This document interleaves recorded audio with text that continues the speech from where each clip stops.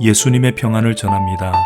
오늘의 말씀은 열왕기상 19장입니다. 9절에서 12절 말씀입니다. 엘리야가 그곳 굴에 들어가 거기서 머물더니 여호와의 말씀이 그에게 임하여 이르시되 엘리야야 네가 어찌하여 여기 있느냐. 그가 대답하되 내가 만군의 하나님 여호와께 열심히 유별하오니 이는 이스라엘 자손이 주의 언약을 버리고 주의 제단을 헐며 칼로 주의 선지자들을 죽였음이오며 오직 나만 남았거늘 그들이 내 생명을 찾아 빼앗으려 하나이다.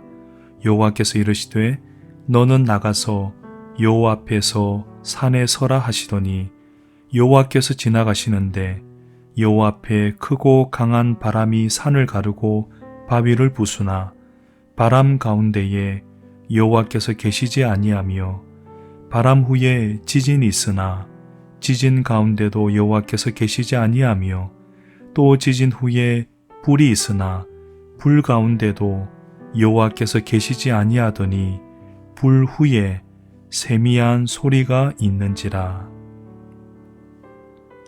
오늘 본문은 엘리야 선지자의 극과 극의 모습을 보여줍니다. 갈멜산에서 바알과 아세라 선지자와 대결에서 이긴 엘리야가 갑자기 극심한 우울증에 빠졌습니다.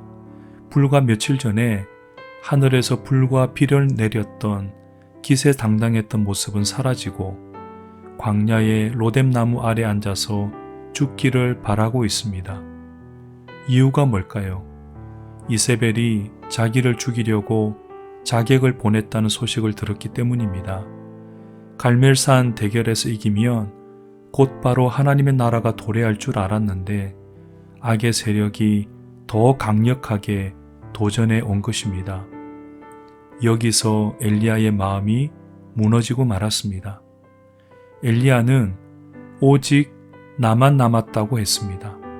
그동안 혼자서도 잘 싸웠지만 이제는 홀로 남았다는 생각이 그를 두렵게 만들고 있습니다.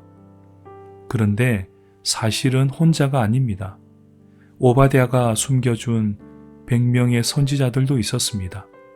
엘리야는 자신의 처지를 지나치게 비관적으로 보고 있습니다.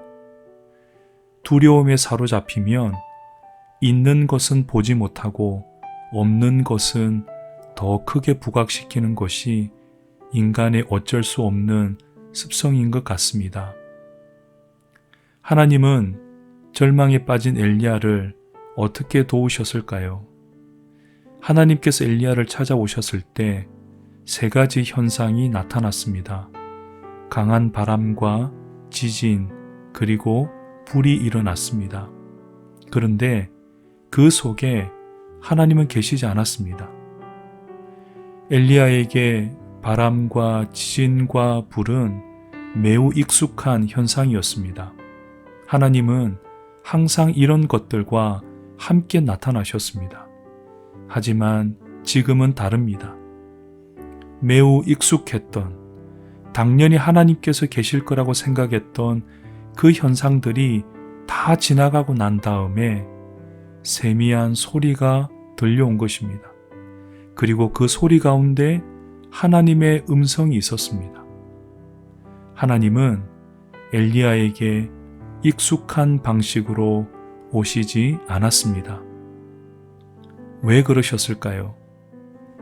엘리야의 영적 침체를 고치기 위해서는 새로운 관계가 맺어져야 하기 때문입니다. 지금까지는 주인과 종의 관계였습니다. 하지만 이제부터는 일하는 존재가 아니라 하나님과 사랑을 나누는 관계로 부르시고 있는 것입니다.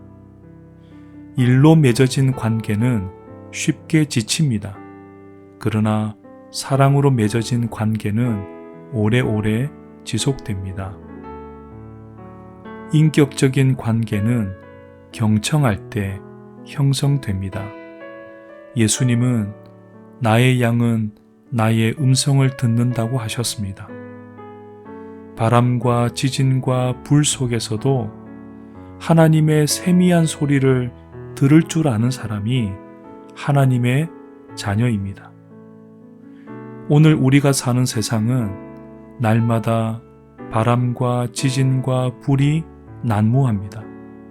오늘은 또 어떤 일이 발생할지 알 수 없습니다. 이런 세상의 난리 속에서도 하나님의 세미한 소리를 들을 수 있다면 그 어떤 영적 침체에서도 벗어날 수 있을 것입니다. 오늘도 주님의 음성을 따라가기를 간절히 기도합니다. 사랑의 주님, 우리도 엘리야처럼 성공과 좌절을 반복합니다. 자주 우울증과 영적 침체에 빠집니다. 우리의 마음이 표류하지 않도록 늘 말씀으로 붙들어 주옵소서. 예수님의 이름으로 기도합니다. 아멘.